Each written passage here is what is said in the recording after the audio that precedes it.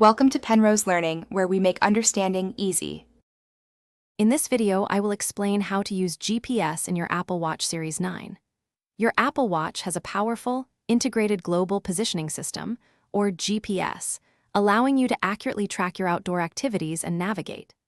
This means you can leave your iPhone behind during a run or hike and still get precise data. It's fantastic for recording your route, distance, and pace, making your workouts more informative and your explorations more guided.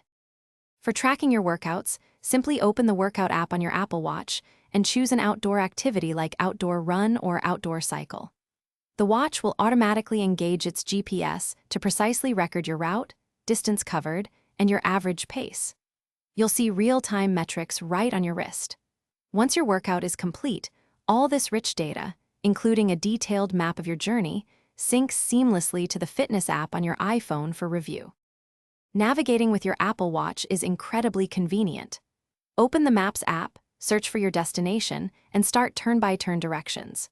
Your watch will display the route and provide gentle haptic taps on your wrist to signal upcoming turns, so you don't have to constantly look at the screen. This allows you to stay focused on your surroundings, whether you're walking, cycling, or driving, making your journeys smoother and safer with information right at hand. To get the most accurate GPS data, ensure you have a clear view of the sky, as tall buildings or dense foliage can interfere with the signal. Always keep your Apple Watch's software updated to benefit from the latest improvements.